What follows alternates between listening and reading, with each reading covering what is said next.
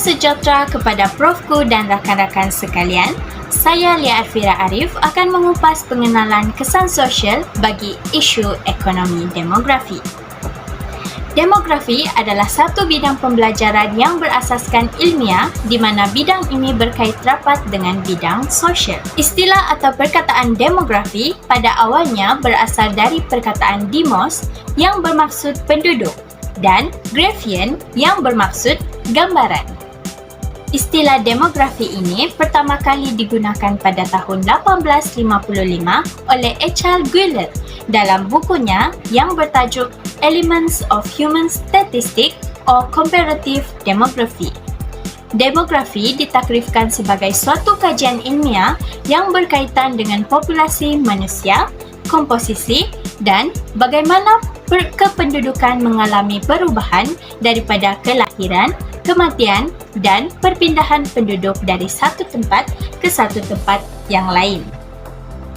Demografi atau kependudukan ditakrifkan sebagai jumlah, struktur, umur, jantina, gender, agama, kelahiran, kehamilan, kematian, taburan penempatan, mobiliti dan kualiti serta ketahanan yang berkaitan dengan politik, ekonomi, sosial dan budaya. Menurut Kotija 2023, demografi adalah kajian mengenai statistik populasi manusia. Demografi akan mempelajari bagaimana komposisi dan ciri-ciri populasi, kemudiannya akan dibuat satu perbandingan di antara sosial, ekonomi dan demografi bagi pelbagai kumpulan masyarakat. Justru, demografi ini melibatkan data-data berkaitan dengan populasi sama ada dalam negara maupun luar negara. Seterusnya, sosial didefinisikan sebagai segala hal yang berkaitan dengan masyarakat, perihal masyarakat, kemasyarakatan, kedudukan ekonomi. Menurut Bonaraja dan lain-lain, pada tahun 2021, ilmu demografi merupakan penghubung di antara penduduk dan sistem sosial di mana hubungan ini bertujuan untuk menambah pengertian dan kefahaman melalui analisis kependudukan. Ekonomi demografi dapat dilihat apabila hampir semua negara telah berhadapan dengan peningkatan populasi tinggi atau overpopulation, maka tercetuslah kajian demografi dan masalah-masalahnya yang telah menjadikan penting dalam bidang ekonomi. Hal ini dikatakan demikian kerana kajian kependudukan adalah penting dari sudut pandang ekonomi di mana kajian tersebut dapat membantu melihat sejauh mana peningkatan pertumbuhan ekonomi sejajar dengan pertumbuhan penduduk. Seterusnya, kajian demografi penting dari sudut pandang masyarakat atau sosial kerana sesuai dengan teori Malthus iaitu peningkatan populasi yang tinggi akan menyebab berlakunya kekurangan makanan. Secara umumnya, masyarakat merupakan penduduk yang berada di sesuatu kawasan. Justru, perubahan dari segi populasi, komposisi, kelahiran, kematian dan migrasi yang berlaku terhadap masyarakat tersebut akan memberikan kesan kepada sosial masyarakat. Sebagai contoh, sekiranya negara Malaysia mengalami perubahan populasi yang tinggi, maka sosial masyarakat akan mendapat impak. Oleh itu, perbincangan mengenai kesan sosial bagi isu ekonomi demografi akan dibincangkan bagi mengupas lebih lanjut tentang isu ekonomi demografi dan menganalisis kesan sosial yang akan berlaku ekoran isu tersebut. Assalamualaikum dan salam sejahtera. Saya Muhammad Faiz bin Hamdan akan menerangkan 3 isu demografi iaitu isu kelahiran hidup menurun, kadar kesuburan menurun dan penuaan penduduk. Isu demografi yang pertama yang saya akan bincangkan adalah kelahiran hidup menurun di negara Malaysia. Contohnya, berdasarkan kedua-dua artikel ini menunjukkan bahawa jumlah kelahiran di Malaysia ini berkurangan 2.8% pada suku ketiga 2023 dan akhbar yang seterusnya menyatakan bahawa jumlah kelahiran di Malaysia menurun. Kedua-dua artikel ini menunjukkan bahawa Malaysia ini mengalami penurunan dalam kadar kelahiran. Penurunan kadar kelahiran hidup di negara Malaysia ini pada tahun 2018 sehingga 2022 ini menunjukkan penurunan 5 tahun berturut-turut.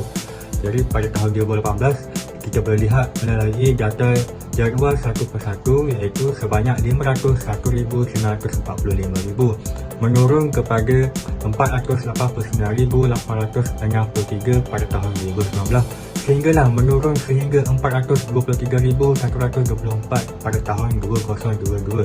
Jadi dalam jadual ini jelaslah bahawa penurunan 5 tahun berturut-turut bermula tahun 2018 sehinggalah tahun 2022. Jadi situasi ini amatlah membimbangkan kepada demografi Malaysia kerana akan memberi kesan kepada pengurangan golongan muda di negara Malaysia.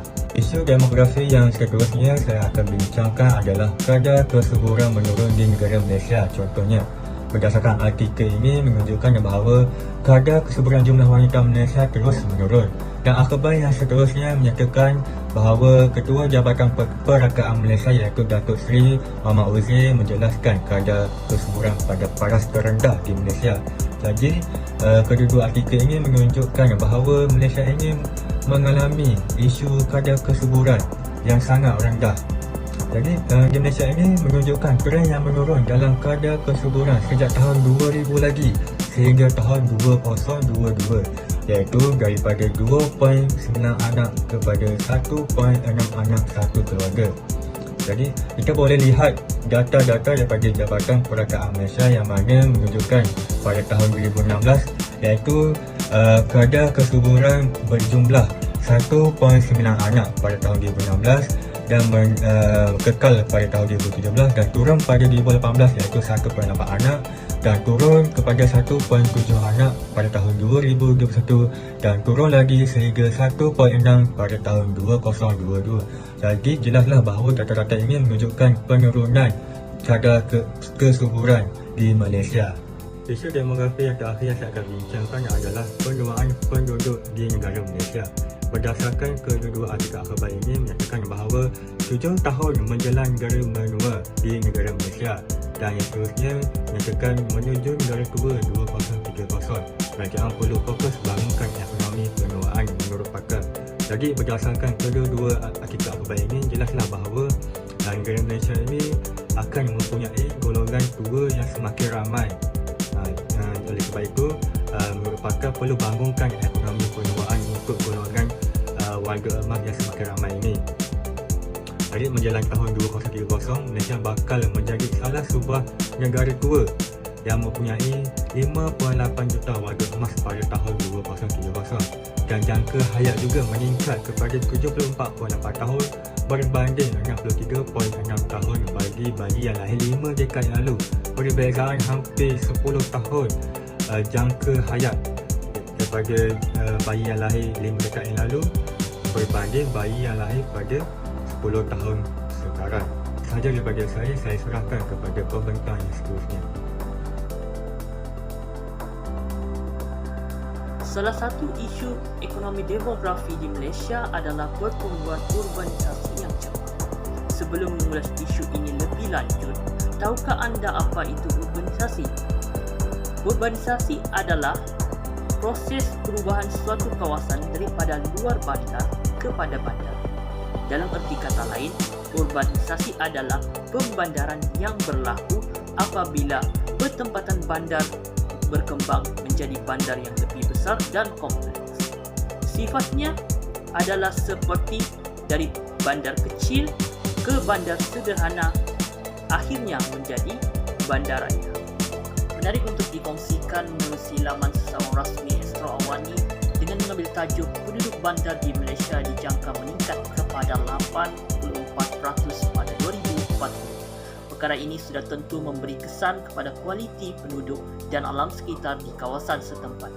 Pembandaran yang besar menyebabkan pelbagai konflik timbul, termasuklah kesesakan daripada aktiviti bandar dan menyebabkan pencemaran yang menjejaskan kesihatan penduduk.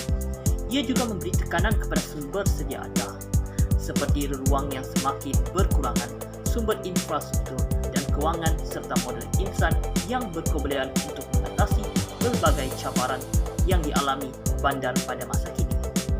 Oleh itu, isu melibatkan perbandaran perlu dibincangkan dan tindakan adaptasi melalui pendekatan lebih inklusif perlu dilakukan dengan segera. 2. Ketidakseimbangan antara pertumbuhan ekonomi dan pengagihan pendapatan. Ketidakseimbangan itu berlaku kerana agian pendapatan tidak setara. Intipatinya adalah pembangunan pesat pada peringkat awal tertumpu pada sektor moden yang dinikmati oleh golongan minoriti sahaja. Ini menyebabkan sebahagian besar penduduk masih berada dalam sektor tradisional yang kemajuannya amat lemah. Model yang sesuai untuk dikaitkan dengan isu ketidakseimbangan ialah model pembangunan dualisme. Model itu mengandaikan bahawa agian pendapatan akan menjadi lebih baik apabila pertumbuhan ekonomi terus berlaku.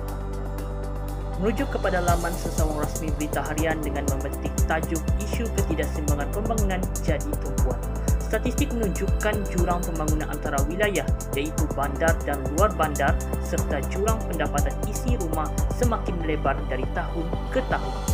Isu kemiskinan terhadap setengah negeri di Malaysia juga turut dibahaskan akibat ketidakseimbangan pembangunan hasil daripada jurang pendapatan antara bandar dan luar bandar. Bagi menangani masalah tersebut, kerajaan perlu mewujudkan peluang memajukan diri termasuk aspek kesihatan dan kemudahan asas yang boleh diakses oleh semua pihak.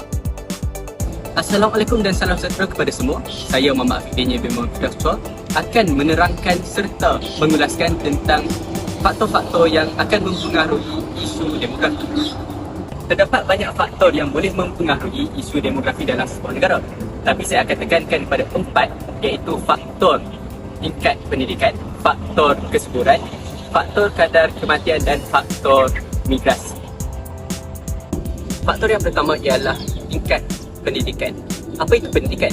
Pendidikan ialah satu proses yang bertujuan untuk meningkatkan pengetahuan, meningkatkan kemahiran, keterampilan bagi membentuk kepribadian seseorang individu. Apabila semakin ramai orang yang tinggi pendidikannya di dalam sebuah negara, maka masyarakat akan lebih memahami dan akan lebih mahir untuk menguruskan dan merancang rumah tangga yang lebih sistematik dan baik. Sebagai contoh, ramai dalam kalangan rakyat Malaysia yang salah faham terhadap dasar kependudukan negara yang mengharapkan bahawa negara akan mencapai 70 juta penduduk menjelang tempoh 2100. Tujuan matlamat ini bukanlah untuk melahirkan penduduk yang besar dari segi sahaja, tetapi penduduk yang mempunyai sifat-sifat terpuji seperti integriti dan produktif. Tanpa pendidikan yang baik, masyarakat akan melahirkan dan merancang rumah tangga yang tidak sistematik dan menyebabkan berlakunya masalah isu kependudukan. Pendidikan juga telah menyebabkan lebih ramai perempuan yang mengejar kerjaya terlebih dahulu, menyebabkan mereka kahwin pada usia yang tua. Perkara ini berkait rapat dengan faktor yang kedua, iaitu kadar kesuburan. Hal ini akan menyebabkan fertiliti wanita menurun dan menyebabkan kadar kelahiran jatuh. Fertiliti merujuk kepada kadar kelahiran dan kesuburan atau kemampuan bagi seseorang wanita untuk melahirkan anak. Semakin tua seseorang wanita itu, maka semakin rendahlah kebarangkalian wanita itu akan melahirkan anak. Perancangan perkahwinan yang lewat mungkin akan menyebabkan saiz keluarga itu menjadi semakin kecil kerana kemampuan untuk melahirkan anak yang rendah. Antara sebab-sebab wanita memilih untuk berkahwin pada usia yang lebih tua adalah untuk mengejar kerjaya mereka. Hal ini adalah kerana beban kerja dan kos sara hidup yang tinggi menyebabkan mereka tidak mampu dan berasa tidak bersedia untuk memulakan rumah tangga dan menjaga anak-anak. Waktu subur wanita adalah ketika mereka berusia 25 sehingga 35 tahun. Wanita pada usia ini dikatakan adalah masa yang terbaik untuk melahirkan zuriat. Hal ini adalah kerana ia adalah lebih selamat daripada ibu dan kandungannya. Sebaliknya, apabila berlaku banyak perkahwinan muda, akan berlakunya peningkatan kadar kependudukan sehingga mengganggu demografi di sesuatu kawasan. Contohnya, Indonesia adalah antara negara yang banyak mengamalkan perkahwinan pada usia yang muda, iaitu tempat ke-37 di dunia dan tempat kedua di ASEAN setelah Kemboja. Selain itu, faktor yang ketiga ialah faktor kadar kematian. kadar kematian ditunjukkan peningkatan pada tahun 2020 sehingga 2021 akibat daripada pandemik COVID-19. Kematian yang mendadak ini menyebabkan berlakunya gangguan dan perubahan yang drastik kepada demografi negara dan kependudukan. Selain daripada pandemik, kadar kematian ini berlaku adalah kerana gaya hidup masyarakat yang tidak sihat. Ramai dalam kalangan rakyat Malaysia yang mengamalkan gaya hidup yang tidak sihat, iaitu tidak menjaga permakanan yang seimbang dan tahap kebersihan diri yang tidak memuaskan. Amalan-amalan ini menyebabkan kebarangkalian mereka akan mengidap penyakit yang berbahaya sehingga boleh mencabut nyawa. Walau bagaimanapun, kadar kematian ini boleh dikawal dengan adanya teknologi perubatan. Sebagai contoh, kadar kematian yang disebabkan oleh COVID-19 berkurang apabila terciptanya vaksin. Teknologi perubatan ini akan dapat meningkatkan kadar penuaan dan akan memberi kesan kepada demografi sesebuah negara. Faktor yang terakhir ialah faktor migrasi. Apakah itu migrasi? Migrasi adalah pemindahan, pergerakan atau penghijrahan sesebuah penduduk daripada sesuatu kawasan ke kawasan yang lain, sama ada melintas sempadan antarabangsa ataupun sempadan negeri. Migrasi adalah disebabkan oleh beberapa faktor dan antaranya ialah faktor kemiskinan dan juga faktor pekerjaan. Kemiskinan di sini merujuk kepada kos sara hidup yang tinggi sehingga tidak mampu untuk menyara kehidupan kerana pendapatan yang lebih rendah daripada kos sara hidup di suatu kawasan tersebut.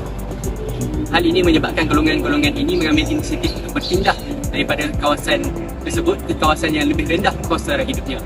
Untuk pengetahuan semua, Malaysia merupakan antara negara yang masih mempunyai kos sara hidup yang relevan, menyebabkan lebih ramai orang yang datang ke Malaysia sebagai imigran.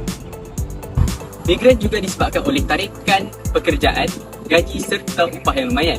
Terdapat banyak pekerjaan di Malaysia yang tidak diminati oleh penduduk tempatan telah diambil alih oleh pekerja-pekerja asing.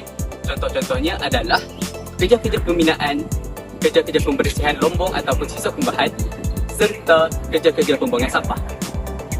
Perkara ini menjadi tarikan kepada golongan-golongan ini untuk datang ke Malaysia bagi mencari peluang pekerjaan. Hal ini kerana peluang pekerjaan di negara mereka sendiri adalah terhad akibat daripada persaingan yang sangat sengit.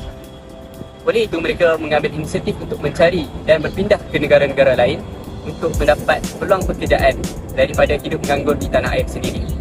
Hal ini juga mengakibatkan peningkatan kadar kependudukan dalam sebuah negara akibat daripada kemasukan warga asing yang membanjiri negara.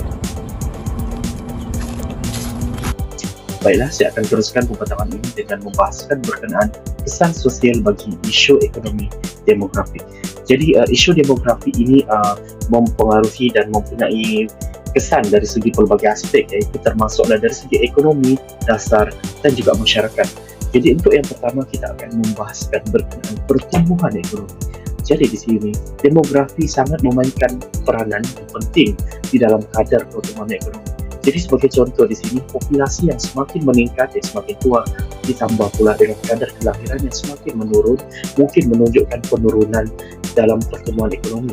Jadi di sini perubahan di dalam populasi umur yang bekerja dan juga penyertaan tenaga buruh boleh memberi kesan kepada produk GDP dan juga kemakmuran ekonomi.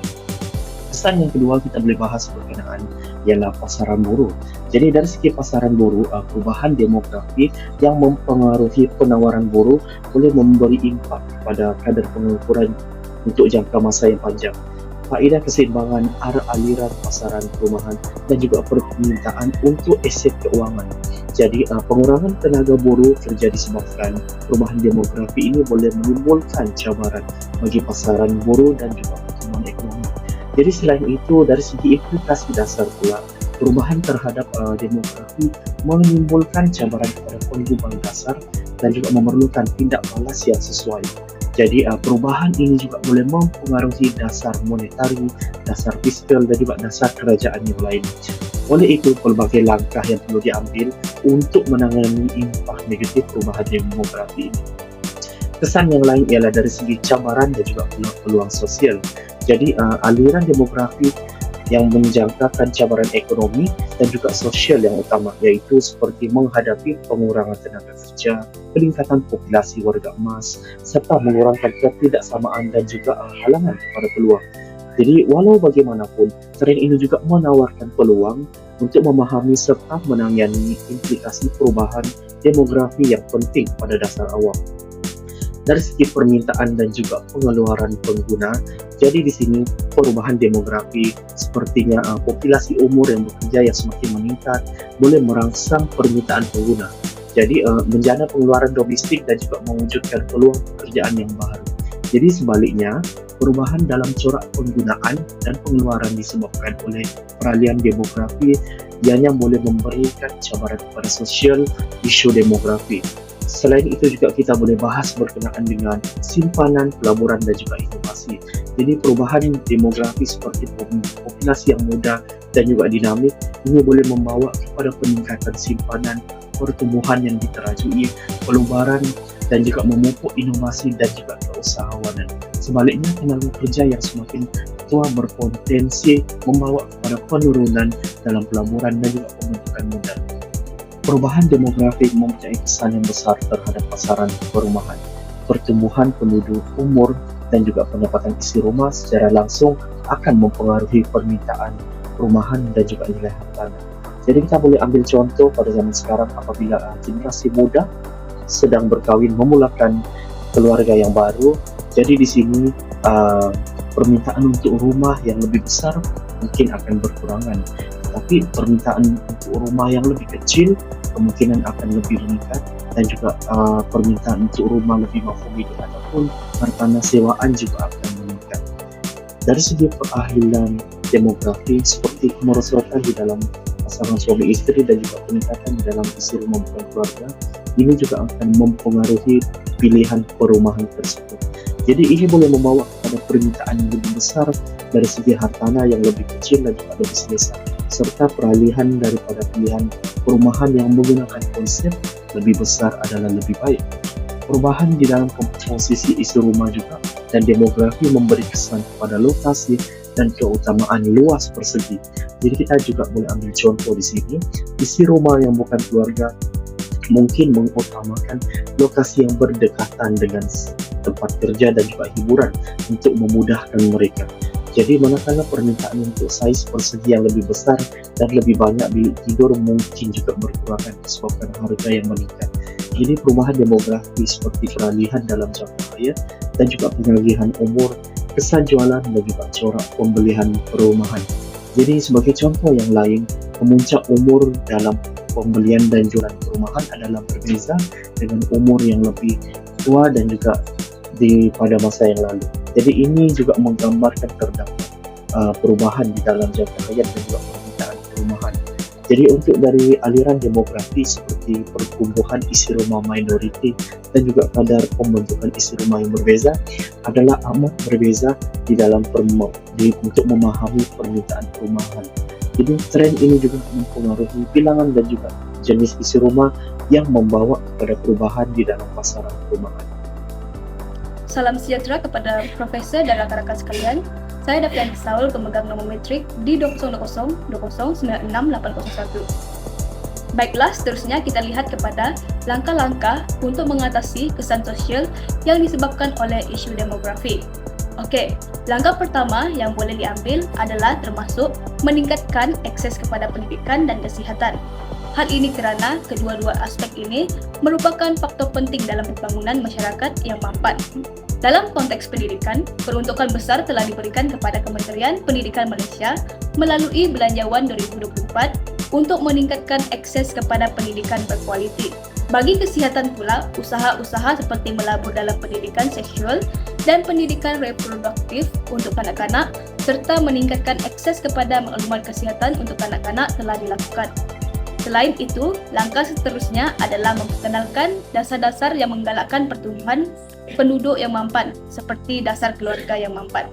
Rancangan Malaysia ke-12 iaitu dari tahun 2021 sehingga tahun 2025 juga dikenali sebagai Keluarga Malaysia Makmur, Inklusif, Mampan adalah usaha penting bagi memelihara kesejahteraan rakyat dan negara.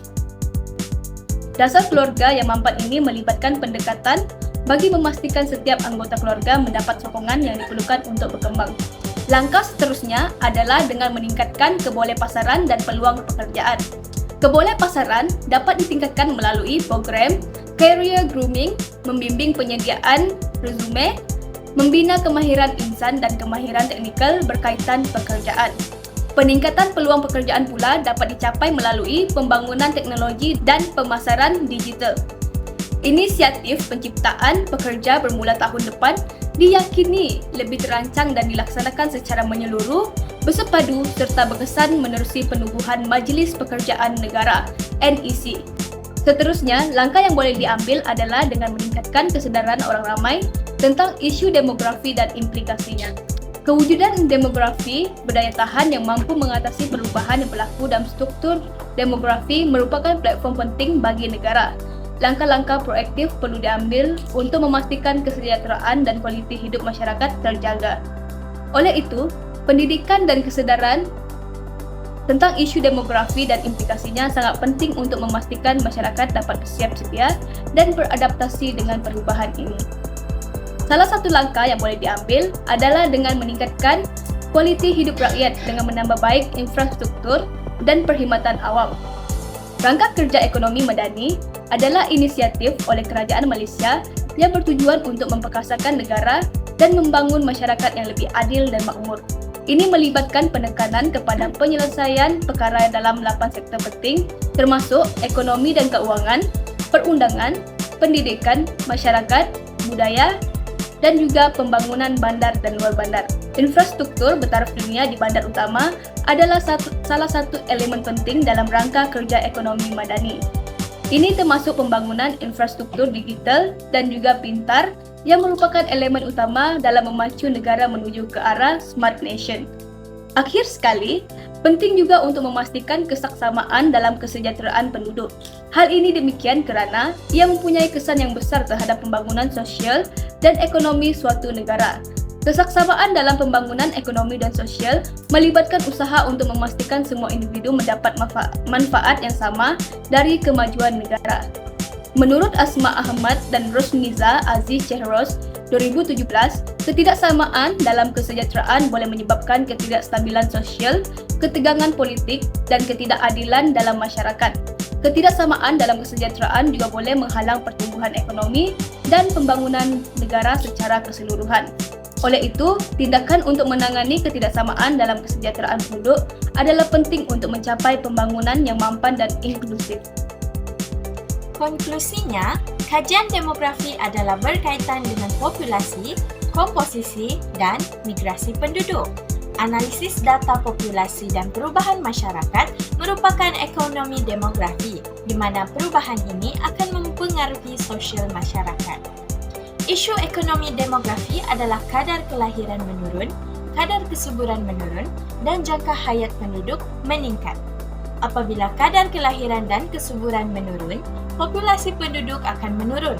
Manakala, sekiranya jangka hayat penduduk meningkat, populasi penduduk juga tinggi dan mempengaruhi hal-hal yang lain seperti makanan dan pekerjaan.